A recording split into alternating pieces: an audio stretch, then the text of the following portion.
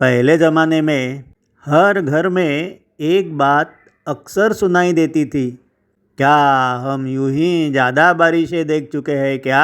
यह वाक्य बुजुर्गों से अनुभव की गठरी से अगली पीढ़ियों को समझ और विवेक देने वाला एक अहम सूत्र था। लेकिन जब वही समय अपनी दिशा बदलकर हमारे सामने खड़ा होता है, तब उसके बदलाव इतने तेज और अविश्वसनीय लगते हैं। घर के कोने में रखा रेडियो ही सुबह की भागदौड़ में मनोरंजन, समाचार और उनके साथ साथ घड़ी का भी काम करता था। बड़ों को ऑफिस जाने की जल्दी होती, लेकिन जैसे ही कोई कार्यक्रम खत्म होता, वे समझ जाते थे कि घड़ी का काटा किस जगह पर है।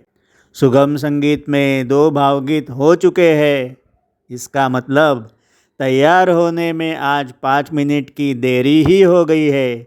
यह सभी उनके चेहरों पर साफ साफ झलकता।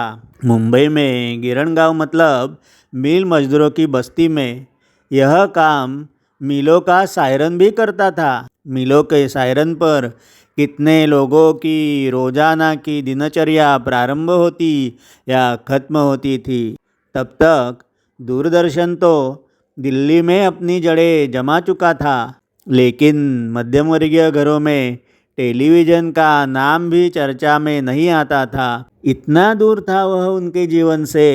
अब उस दौर को भी 40-45 साल बीत चुके हैं, लेकिन इन वर्षों में समय ने सिर्फ करवट नहीं बदली, बल्कि जैसे चक्री घूमती है ना, वैसे ही समय ने भी चक्कर लगाए हैं।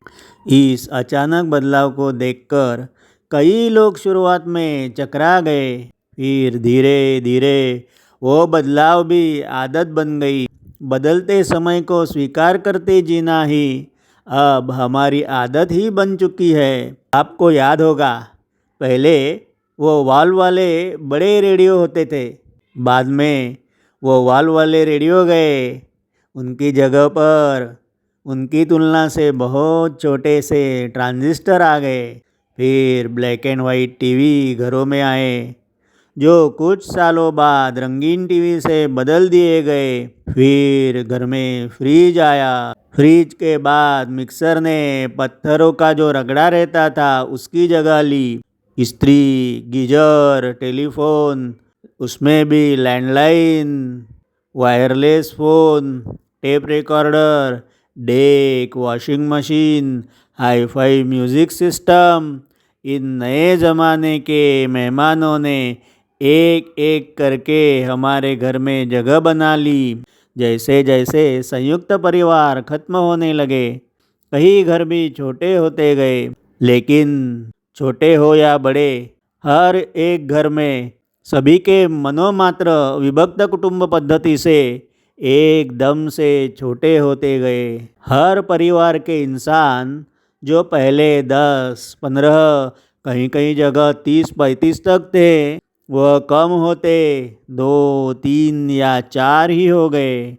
लेकिन इन नए उपकरणों ने घर को फिर एक बार पूरी तरह से भर दिया। पर इसी भीड़ में पीढ़ियों से बहने वाली संस्कारों की धारा कब और कहाँ खो गई, इस बात का पता तक नहीं चला। हमारी आपसी रिश्तों की डोर भी धीरे धीरे ढीली पड़ने लगी। रिश्तों की गहराई तो आज के ज़माने में 4 लोगों के सामने दिखाने का एक दिखावा ही बन गया है।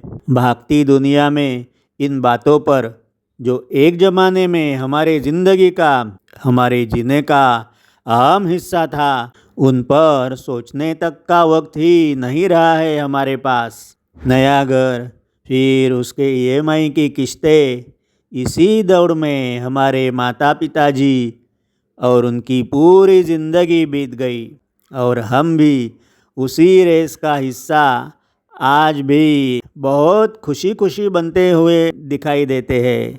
कंप्यूटर्स और फिर इंटरनेट ने दुनिया को तो कल्पनातीत रूप से करीब ला दिया है, लेकिन इंसान एक दूसरे से संपर्क में करीब आकर भी एक दूसरे से मनों से मात्र कोसों मील दूर होता गया है।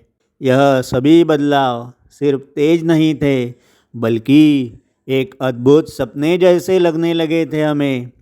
पहले पेजर आया, तब मोबाइल फ़ोन हाथ में होना किसी विज्ञान कथा जैसा अनुभव ही था। ब्लैकबेरी ने संदेशों की दुनिया में क्रांति लाई, लेकिन आम आदमियों के लिए तब भी हैंडसेट खरीदना मुश्किल ही था। ब्लैकबेरी हाथ में होना एक बेहद बड़ा स्टेटस सिंबल बन गया था। आज वही भूमिका लेटेस्ट वर्जन के आईफोन ने ले ली है। कल और कुछ नई चीज़ें तब के पीढ़ियों के स्टेटस सिंबल बनेंगे, लेकिन हमें अपनी बुद्धिमत्ता, अपने संस्कारों से भी ज़्यादा यह स्टेटस सिंबल का आकर्षण दिन ब दिन बढ़ता ही जा रहा है। समाज में प्रतिष्ठा के नए नए मापदंड लगातार आते गए। पहले अमीरों को समाज में बेहद सम्मान से तो देखा जाता था, लेकिन उनके जैसा बनने की हर एक के मनों में होड़ तो बिल्कुल नहीं होती थी। सबसे अहम माना गया था वो था मन का समाधान, मन की शांति और अपना खुद का स्वास्थ्य। अब हर कोई चाहता है कि उसका खुद का बेहद बड़ा घर हो, आलीशान गाड़ी हो, बैंक में बहुत पैसा हो। कुछ लोग अब भी जो है जितना है उसमें आज भी बेहद संतुष्ट है, लेकिन वैसे लोग आज बहुत ही कम दिखाई देते हैं। ये भी सच्चाई है। पहले ज़रूरतें पूरी होती थी तो लोग संतुष्ट रहते थे, खुश रहते थे। अब कितना भी मिल जाए, संतोष बिल्कुल ही नहीं आता। महत्वाकांक्षा रखना और दूसरों से तुलना कर असंतुष्ट रहना, इन दोनों में फ़र्क आज हम लोग भूलते ही जा रहे हैं। और इसी माहौल में हम अपनों को भी पैसों से कब तोलना लगे, यह हमें पता तक नहीं चला। यही सही में बहुत दुर्भाग्यवश है। कहा जाता है कि हम पश्चिमी अमीरी से प्रभावित होकर ऐसा व्यवहार करने लगे हैं, लेकिन यह बात भी 100% सही नहीं है। हमने पश्चिम का अनुकरण किया नहीं है, बल्कि सिर्फ और सिर्फ अमेरिका की अंधी नकल में ही हम डूब गए हैं। आज भी यूरोप के जर्मनी, फ्रांस, स्विट्ज़रलैंड जैसे देश इस चमक दमक के जालों से खुद को बचाने में काफ़ी हद तक सफल है। वो आज भी अपने बीते हुए कल के रिवाजों को अपने साथ लेकर ही चलते हैं। यूरोप के इन देशों में छोटे शहरों में भी घरों में कार, डिशवॉशर जैसी सुविधाएं हैं, लेकिन ऊंची इमारतें और खुद का बड़ा घर, वहाँ स्टेटस सिंबल आज भी नहीं बना है। यह हकीकत है। घर खरीदने, शिक्षा पाने और सही कहे तो जीवन के हर कदम पर की जाने वाली अपने ही लोगों के साथ की प्रतिस्पर्धा उन्होंने आज भी टाल रखी है।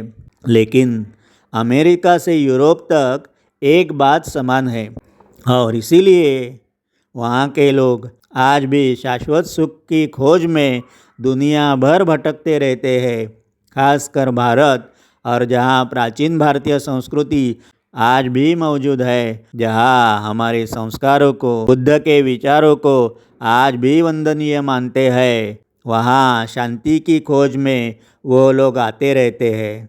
लेकिन आज जो चीज़ वहाँ ख़त्म हो रही है, वह हमारे यहाँ अब भी बची है, और उसे हमारी आने वाली पीढ़ियों के लिए संभाल कर रखना बेहद आवश्यक है। वो बात है हमारी समाज व्यवस्था, हमारी विवाह संस्था, जिसमें भी अंधानुकरण शुरू तो हुआ है, लेकिन ज़्यादातर भारत के नागरिकों में आज भी वही संस्कार बचे हुए हैं जो हमारे विवाह संस्था पर भरोसा करते, पारिवारिक और सामाजिक रिश्तों पर विश्वास करते हैं। कालाय तस्मै नमः कहते हुए समय के अनुसार बदलावों को स्वीकार करना जरूरी तो है ही, लेकिन उन्हें अपनाते समय अपना विवेक जागृत रखना चाहिए, जो हम भूलते ही जा रहे हैं। अभी भी देर नहीं हुई है। सदियों से चलते आए हजारों पीढ़ियों के संस्कारों की खेती आज भी हमारे समाज को परिवार व्यवस्था से जोड़ने में काफ़ी सक्षम है। लेकिन एक बात को तो हमें हमेशा के लिए छोड़ना ही पड़ेगा। उसकी कमीज़ मेरी कमीज़ से सफ़ेद कैसी? यह कोई सिर्फ विज्ञापन नहीं, यह विचार जो दूसरों की ज़िंदगी से तुलना कर जीने की मानसिकता आज भी तेजी से फैल रही है, उससे हमें दूरियां तो बनानी ही होगी। तभी जाकर यह जानलेवा रेट रेस कम होते जाएगी।